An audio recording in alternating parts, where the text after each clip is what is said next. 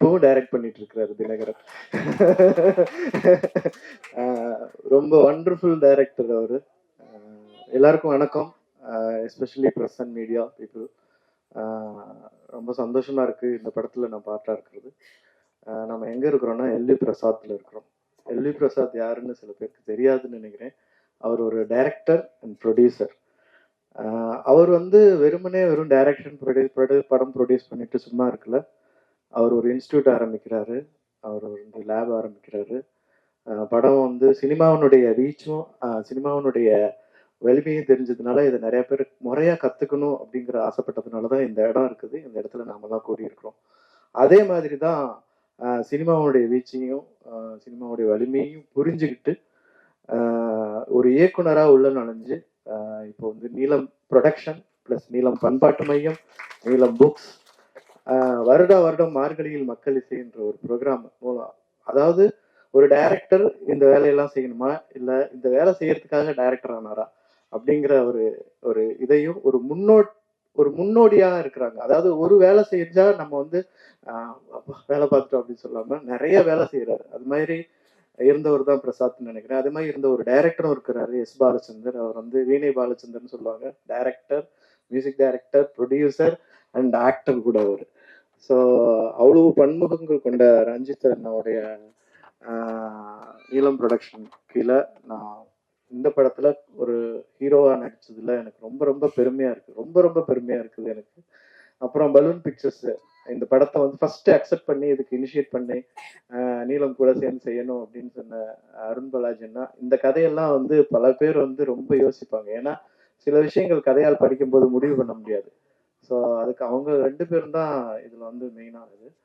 So வழக்கம் போல இந்த படம் நான் நடிக்கும் போது எல்லாரும் கேட்பாங்க, இது எப்படி வித்தியாசமா நடிக்கிறீங்க அப்படின்னா, நான் வித்தியாசமா நடிக்கல, நடிச்ச பின்னாடி அது வித்தியாசமா மாறிடுது. அது ரொம்ப ரொம்ப சந்தோஷம்.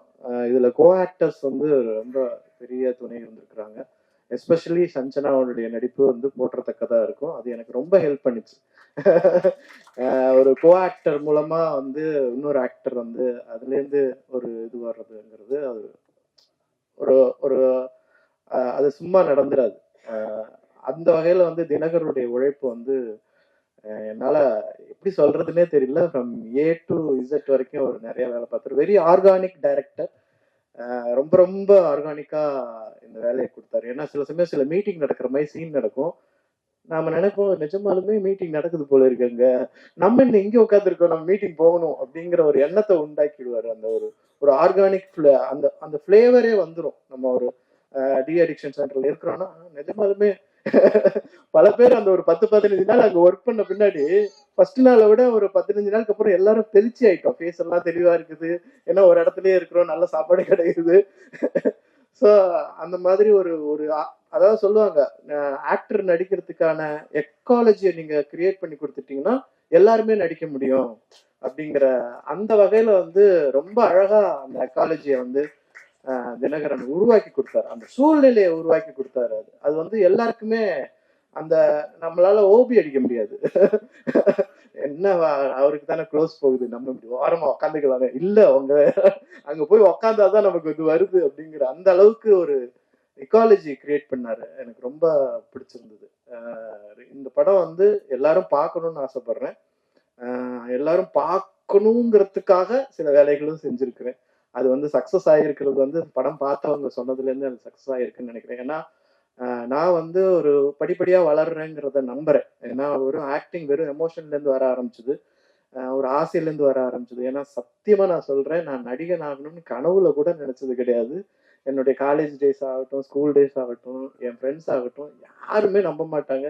சோமா நீ நடிக்கிறியா அப்படின்னு நானே என் கண்ணாடி பார்த்து சொல்லிக்குவேன். அந்த மாதிரி அப்படிதான் நான் கூத்துப்பற்றைக்குள்ள வந்தேன். எனக்கு வேலை செய்ய தெரியும், எந்த வேலை கொடுத்தாலும் செய்வேன். இப்போ நான் இந்த படம் மூலமா ஒரு 2-3 பேருக்கு ரொம்ப நன்றி சொல்லிக்கிறேன். ஒன்னு இந்த படம் எழுதினதுக்காக தினகரனுக்கு, ப்ரொடியூஸ் பண்ணதுக்காக நீலம் மற்றும் பலூன் பிக்சர் அவர்களுக்கு. அப்புறம் என்னுடைய மேக்கப் மேன் அவர் அப்போ இருந்தாரு. அவர் பேர் லிபின். நான் ஒரு பீரியட்ல நிறைய படம் பண்ண ஆரம்பிக்கும் போது எனக்கு ஒரு ஒரு வகையான ஒரு ப்ரொஃபஷனலிசம் வர ஆரம்பிச்சது. So I started to choreograph the acting. ஏன்னா திரும்ப திரும்ப டேக்கு கேட்குறாங்க அப்படிங்கும்போது கொரியோகிராஃபர்ஸ் தான் அதே ஸ்டெப்பை திரும்ப அடிப்பாங்க. அந்த மாதிரி I started to choreograph the acting. At the same time வந்து ஒரு இன்ட்யூஷனா அந்த டயத்துல என்ன எமோஷன் வருது ரிலேட்டட் டு த கேரக்டர், அதுக்கான கேட்டை திறந்து வச்சுட்டு தான் நான் அந்த வேலையை செஞ்சேன். அந்த மாதிரி தான் இந்த படம் பண்ணேன். அதுல வந்து ரொம்ப ஹெல்ப் பண்ணது வந்து அதனுடைய மேக்கப் மேன். அவர் இல்லைன்னா இந்த அந்த எஃபெக்ட் எல்லாரும் சொன்னாங்க படம் பார்த்தவங்க அது எப்படியா அப்படிங்கிற. ஸோ அவருக்கு மிகப்பெரிய நன்றி. இந்த படம் மிகப்பெரிய வெற்றி பெறுங்கிற நம்பிக்கை எனக்கு நிறைய இருக்குது. மீடியாவான நீங்கள் வந்து இதை கண்டிப்பா கொண்டு போய் சேர்க்கணும். தேங்க்யூ. எல்லாருக்கும் வணக்கம். கொஞ்சம் பதட்டமா இருக்கு, என்ன பேசுறதுன்னு தெரியல. ஏன்னா நம்ம யாரை பார்த்து சினிமா கற்றுக்கிட்டோமோ, யாரை பார்த்து இயக்குனர் ஆகணும், நடிகன் ஆகணும்னு நினச்சோமோ, அவங்க எல்லாருமே இங்கே ஒரே இடத்துல இருக்கிறது வந்து ரொம்ப சந்தோஷமா இருக்கு. இந்த மேடை மட்டும் இல்லை, இதுக்கப்புறம் எத்தனை மேடை ஏறினாலும் அந்த அனைத்து மேடைகளும் வந்து தினகரன் சிவலிங்கம் அவருக்கு நான் நன்றி சொல்கிற மேடையாக தான் இருக்கும். ஏன்னா இந்த இடத்துல நான் நிற்கிறதுக்கும் ஜமா பண்ணுறதுக்கும் முக்கியமான காரணம் வந்து தினகர் சார் தான். லைஃப்ல என்னடா பண்ண போறோம் அப்படின்னும் போதெல்லாம் வந்து நமக்கு ஒரு டார்லிங் ஏஞ்சலா லைஃப்ல அவர் எப்பயுமே வந்திருக்காரு. 2013 ஆக்டிங் கிளாஸ்ல இருக்கும்போது என்னடா பண்ண போறோம் அப்படின்னு. இப்போ எங்க ஊர்ல எல்லாம் சொன்னாங்க, எங்க ஊர்ல நடிக்க போறேன்னு சொன்னப்ப ஒரு அண்ணன் வந்து சொன்னாரு, என்னடா நடிக்க போறேங்கிற, இந்த கலர்ல இருக்க, வெள்ளையா இருந்தா தான்டா சினிமாவில் எடுப்பாங்க அப்படின்னு வந்து சொன்னாரு. ஆனா தினகர் சார் வந்து நீ கருப்பா இருக்க, அதனால என் ஷார்ட் பிலிம்ல ஒன்று லீடா நடிக்க வைக்கிறேன் அப்படின்னு சொன்னாரு. அப்படி வந்து முதல் நம்பிக்கையை வந்து என் லைஃப்ல வச்சது வந்து தினகர் சாரும், அந்த ஷார்ட் பிலிம் ப்ரொடியூஸ் பண்ணது வந்து ரஞ்சித் சார். இன்னைக்கு வந்து அதே ரஞ்சித் சாரோட ப்ரொடக்ஷன்ல தினகர் சாரோட டைரக்ஷன்ல பாட்டில் ராதா. ரொம்ப சந்தோஷமா இருக்கு. அதுல இருந்தவங்க எல்லாருமே வந்து இன்னைக்கு ரொம்ப அந்த ஷார்ட் பிலிம்ல இருந்தவங்க எல்லாருமே வந்து பயங்கர பெரிய ஆளுமையா அந்த ஸ்டேஜ்ல உட்காந்துருக்காங்க. தினகர் சார், ஜெயண்ணா, அதே மாதிரி பாட்டில் ராதா படம் வந்து எனக்கு ரொம்ப ரொம்ப முக்கியமான ஒரு ஃபிலிமா இருந்தது. ரொம்ப பிசிக்கலி ட்ரெயின் ஆகிற மாதிரி கிட்டத்தட்ட ஒரு 16 கிலோ இந்த படத்துக்காக நான் குறைச்சேன். எனக்கு ஸ்க்ரீன்ல பார்க்கும்போது எனக்கே என்ன அடையாளம் தெரிய மாட்டேங்குது. அந்த அளவுக்கு வந்து ஒரு பெரிய டிரான்ஸ்ஃபர்மேஷனா இருந்தது. அது ஏன் வந்து முக்கியமா அந்த வெயிட் குறைக்கிறதுக்கு வந்து ஒரு டேரக்டரும் சொல்லிட்டு விட்டுருவாங்க, நீ வெயிட் குறைக்கணும் இது பண்ணணும்னு. என்னை கான்ஸ்டன்டா வந்து மானிட்டர் பண்ணி ஒழுங்கா டயட் இருக்கானா இது பண்றானா அப்படின்னு அதுக்கெல்லாம் பெரிய ஹெல்ப்ஃபுல்லா இருந்த கோ டைரக்டர் கோபி அண்ணாக்கு வந்து தேங்க்யூ சொல்லிக்கிறேன். ரொம்ப சந்தோஷமா நிறைய ப்ரிப்பேர் பண்ணணும்னு கிட்டத்தட்ட பேசணும்ட்டு ஒரு வாரமா ப்ரிப்பேர் பண்ணிட்டு வந்தேன். ஆனால் இந்த இடத்துக்கு வந்தோடனே எதுவுமே பேசவே முடியல. இந்த வாய்ப்பளித்த தினகர் சாருக்கும், என்னோட கூட சக நடிகர்கள் குரு சோமசுந்தரம் சார், சஞ்சனா, அவங்களெல்லாம் வந்து அவங்க கூட நடித்தது வந்து ரொம்ப பெருமையாக சந்தோஷமாக நினைக்கிறேன். இங்கே நிறைய இயக்குநர்கள் இங்கே இந்த ஸ்டேஜில் இருக்காங்க. இதே மாதிரி ஒரு வெற்றிமாறன் சார் படத்தில் வந்து அவர் மேடையில் நடிகனா ஒரு நாள் பேசிட்டேன்னா, ரஞ்சித் சாரோட படத்துல நடிகனா பேசிட்டேன்னா அன்னைக்கு பிறவி பயன் அடைஞ்சிரும்னு நினைக்கிறேன். இந்த மேடையை ஒரு வாய்ப்பா பயன்படுத்திக்கிறேன். இந்த ஜம்மா படத்தை வந்து மக்கள் கிட்ட கொண்டு போய் சேர்த்த பிரஸ் அண்ட் மீடியாவுக்கு வந்து ரொம்ப நன்றி. அதே மாதிரி இந்த பாட்டில் ராதா படத்தையும் எவ்வளோக்கு எவ்வளோ மக்கள் கிட்ட கொண்டு போய் சேர்க்க முடியுமோ கொண்டு போய் சேர்க்கணும். ஏன்னா வந்து இது ஒரு ஹானஸ்டான அட்டெம்ப்ட். ஏன்னா இந்த படம் பார்த்துட்டு நான் வந்து அவ்வளோ அழுதேன். எனக்கு அது கிட்டத்தட்ட நைட்டு 10 மணிக்கு படம் முடிச்சுன்னா நைட்டு 1:30 மணி வரைக்கும் அழுதுட்டு இருந்தேன். ஏன்னா பர்சனலா வந்து அப்படி ஒரு கனெக்ட் இருந்தது. குடினால அஃபெக்ட் ஆன ஒரு குடும்பத்துக்கும் வந்து இது ரொம்ப முக்கியமான ஒரு ஃபிலிமா வந்து இது இருக்கும்.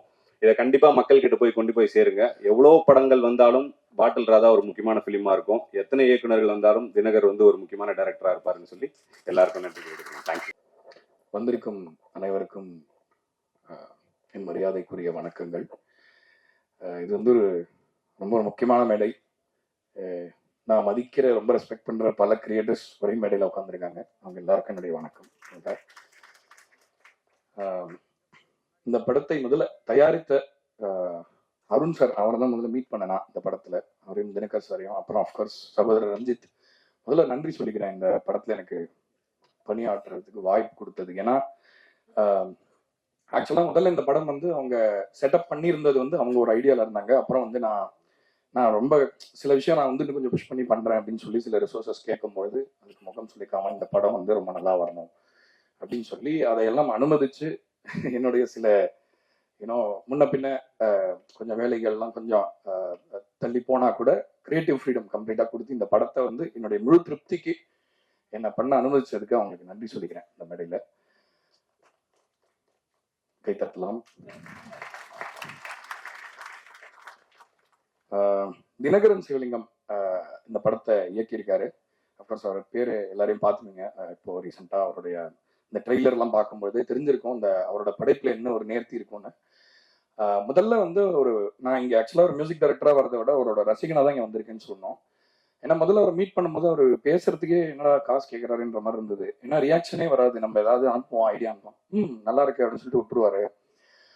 பட் வந்து அவரோட பயணிக்கும் போது பேசும்போது கொஞ்சம் ஆழமா அவரை வந்து அவர் யாரு எந்த மாதிரி மனிதர்னு பார்க்கும்போது ரொம்ப ஒரு மிகச்சிறந்த மனிதரா இருந்தார். ஆக்சுவலா அந்த மாதிரி மனுஷனால தான் படம் பண்ண முடியும். ஏன்னா வந்து இப்ப பொதுவா வந்து இப்போ வந்து நம்ம கஷ்டப்படுற மனிதர்களை வச்சு நம்ம கலைக்குள்ள அவங்களை கொண்டு வந்துடுறோம், ஃபிட் பண்ணிடுறோம். அதை நம்ம சக்சஸ்ஃபுல்லா பண்ணிட்டோம். ஆனா வந்து அவங்க வாழ்க்கையில இருக்கிற அதுல ஹோப் இருக்கா அவங்க வாழ்க்கைக்கு? அந்த ஒரு ஏன்னா இப்போ குடி மாதிரி ஒரு விஷயத்துக்குள்ள எல்லாரும் வந்துடுறாங்க. என்னோட ஃப்ரெண்ட்ஸே சில பேர் வந்து அந்த பழக்கத்துக்கு அந்த ஒரு குழியில விழுந்தா அந்த அந்த டனலுக்கு ஏதாவது ஒரு எண்ட் இருக்குமா, அதுல இருந்து திரும்ப முடியுமா, அதுல ஹோப் இருக்கான்ற கேள்வியை தான் வந்து இந்த படம் ஆக்சுவலா முக்கியமா ஆன்சர் பண்றதை நான் பாக்குறேன். ஆக்சுவலா வந்து வாழ்க்கையில நம்மளுக்கு நம்ம என்ன சொல்றது, நம்ம we are thrown into the world சொல்லுவாங்கல்ல, அந்த மாதிரி நம்ம சும்மா நம்ம சூஸ் பண்றது இல்லை. இங்க வந்து பிறந்துடுறோம், எப்படியோ இருக்கும், என்னென்னமோ நடந்து நம்ம வாழ்க்கையில எங்க எண்ட போறோம்னு நம்மளால சொல்ல முடியறது இல்லை. அந்த மாதிரி ரொம்ப அன்பார்ச்சுனேட்டான சில மனிதர்கள் வந்து வல்னரபிளா இருக்கிற நேரத்துல, எஸ்பெஷலி அவங்க வீக்கா இருக்கிற மொமெண்ட்ல இந்த மாதிரி விஷயத்துக்குள்ள போய் விழும்பொழுது அவங்கள ஒரு மாதிரி ஹோப்லெஸ்ஸா தான் நம்ம பாக்குறோம்னு நினைக்கிறேன். ஏன்னா வந்து நம்ம மீம்ஸ் எல்லாம் நம்ம பார்த்து சிரிக்கிறோம், குடிச்சிட்டு ரோட்ல கலாட்டா பண்றவங்க எல்லாம் பார்த்து நம்ம நிறைய என்டர்டைன்மெண்ட் நம்ம ப்ளஷர் ட்ரா பண்றோம் ஆக்சுவலா அதுல இருந்து. பட் இந்த வாழ்க்கை பின்னாடி என்ன ஆக்சுவலா இருக்கு? ஏன்னா வந்து நம்மள மாதிரி மனிதர்களா தானே இருக்காங்க. இப்போ என் ஃப்ரெண்ட்ஸ் வந்து என்னோட வளரும்போது மாமா மச்சானா தான் இருந்தாங்க. திடீர்னு வந்து கம்ப்ளீட்டா இந்த மாதிரி மாறுறாங்களேன்ற ஒரு பெர்ஸ்பெக்டிவை எனக்கு எஜுகேட் பண்ணிச்சு ஆக்சுவலா அந்த படம். ஸோ எனக்கு வந்து படம் இல்லை, ஒரு பாடமாக அமைஞ்சது இந்த படம். ஸோ அதனால இதுல பணியாற்றினது என்னுடைய பெரிய பெருமையா நினைக்கிறேன், இந்த படத்துல கொலாபரேட் பண்ணது. So thank you Dinakar. அதுக்கு என்னுடைய வாழ்த்துக்கள். இந்த படம் கண்டிப்பா நல்லா பண்ணும் அப்படின்னு நான் நம்பிதான் இந்த படம் பண்ணியிருக்கேன். இது வந்து ஒரு கலை படைப்பா நான் பேசுற அதே நேரத்துல வியாபார ரீதியா இந்த படம் என்ன அப்படின்றதையும் நான் கண்டிப்பா சொன்னோம். நான் வந்து இந்த படம் வந்து முதல்ல வந்து ஒரு ரொம்ப ஆர்டிஸ்டிக்கான ஃபிலிம், ரொம்ப ரியலிஸ்டிக்கா இருக்கும், அஃப்கோர்ஸ் ப்ரெட்டன்ஷியஸா இருக்காது, யதார்த்தமான படமா இருக்கும்னு பார்க்க ஆரம்பிச்சேன். பட் என்னை ரொம்ப சர்ப்ரைஸ் பண்ணிச்சு இந்த படம். அவ்வளோ என்டர்டெய்னிங்கா.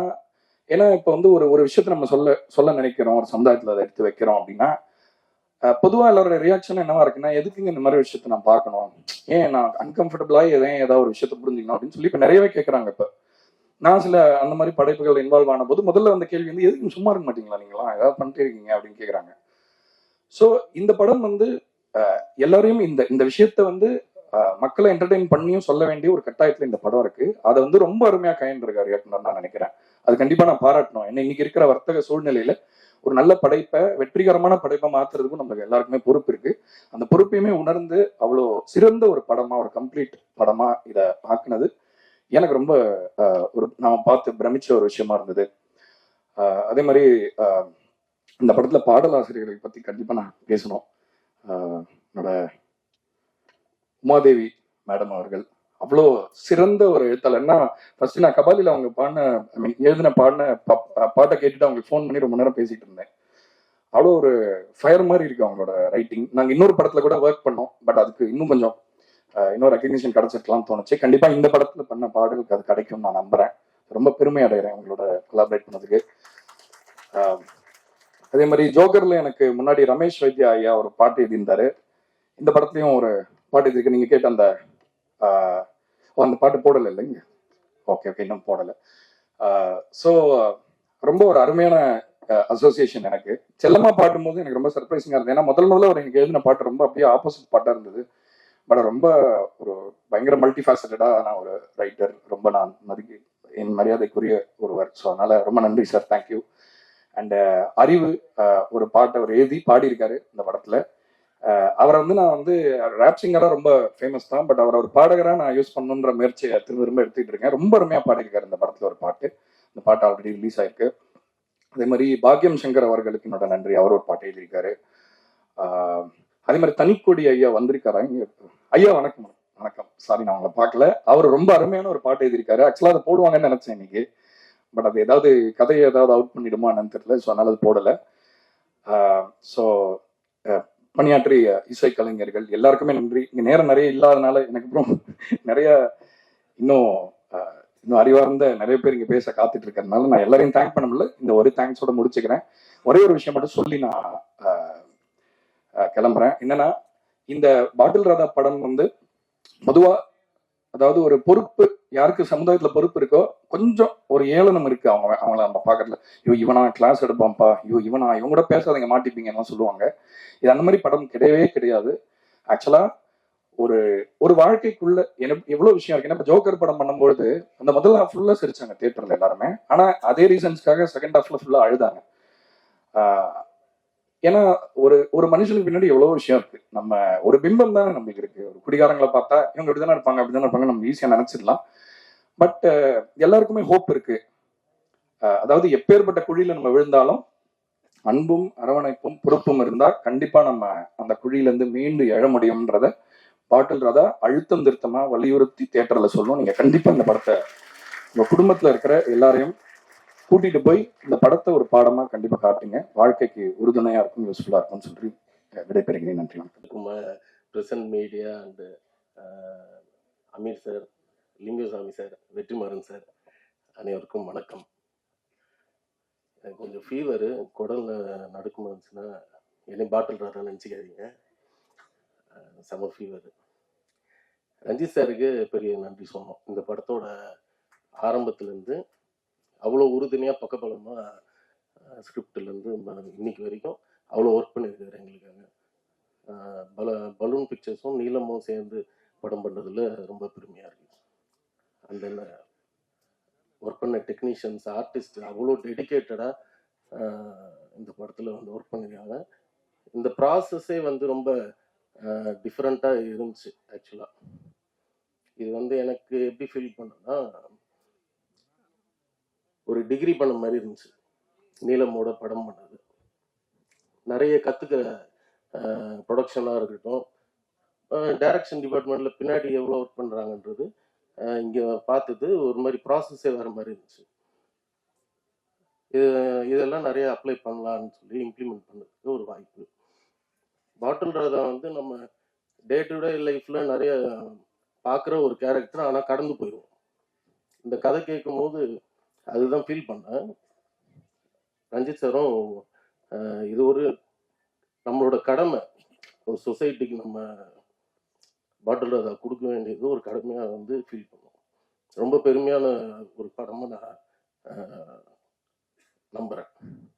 தினகருக்கு வந்து ரொம்ப தேங்க்ஸ். ஆக்சுவலாக வந்து தினகர் வந்து இந்த கதையை நாங்கள் சொன்னதுலேருந்து இன்னைக்கு வரைக்கும் அப்படி ஒரு பேய் உழைப்பு. ரொம்ப அழகாக வந்து இந்த நீலமோட அசிஸ்டன்ட் டைரக்டர்ஸே ஒரு வித்தியாசமாக ஒர்க்கு. யாரும் வந்து எந்த ஒரு ஈகோ இல்லாமல் எல்லாரும் சேர்ந்து ஒர்க் பண்ணி இந்த கதையை அவ்வளோ ஃபில்டர் பண்ணாங்க. எல்லா படமுமே அது பார்க்கறதுக்கு ஈகோ எதுவும் இல்லாமல் ஒர்க் பண்ணுற ஒரு டீமாக பார்க்க முடிஞ்சுச்சு. அது வந்து அவர் அந்த மாதிரி கரெக்டாக வழி நடத்தியிருக்காருன்றது ரொம்ப கண்கூடாக பார்க்க முடிஞ்சிச்சு.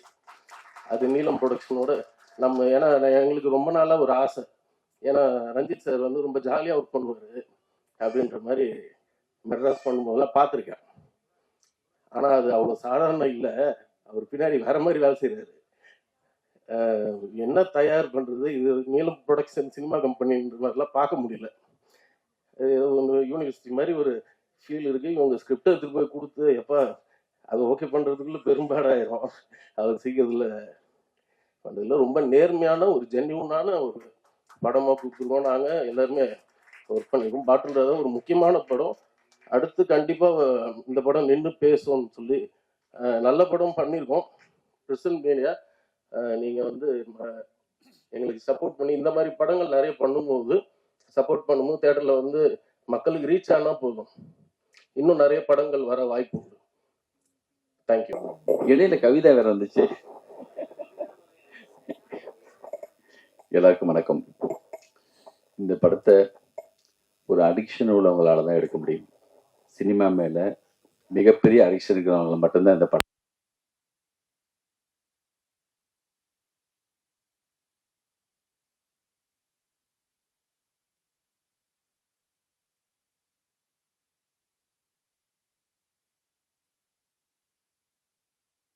தேவையான ஒரு படம். நானும் செல்வமணி சார் தான் பார்த்துட்டு வந்தோம். படம் பார்த்துட்டு இந்த படத்துலேருந்து வெளியில் வர்றதுக்கு ரொம்ப நேரமாச்சு. நம்மளும் கொஞ்சமாவது இதுலேருந்து கொஞ்சம் கிராஸ் ஆகி வந்திருப்போம். எனக்கும் இந்த வாழ்க்கையில் கொஞ்சம் அனுபவம் இருக்குது. சினிமாவுக்கு வந்த புதுசில் நம்மளை கேட்குறதுக்கு ஆள் இல்லைங்கிறப்போ நம்ம இஷ்டத்துக்கு நம்ம என்ன மாதிரி சுதந்திரமாக இருப்போமோ அப்படி தான் இருந்திருப்போம். நிறைய பேருக்கு அதை கடந்து வராதவங்க நம்ம லைஃப்பில் கொஞ்சம் பேர் கண்டிப்பாக நம்ம இந்த ஃபீல்டில் வந்து அதை கடக்காதவங்க இருக்க மாட்டாங்க. என்னுடைய நண்பர்கள் சில பேர் வந்து கடக்க முடியாமல் நல்லதொரு வேலை செய்து அதை நடந்துகிற பொழுதில் விழுந்து இருந்த மாதிரி ரொம்ப பேர் போய் சேர்ந்துட்டான். மிகப்பெரிய பேரறிவோடெல்லாம் ஒரு சிலர் இருப்பான்.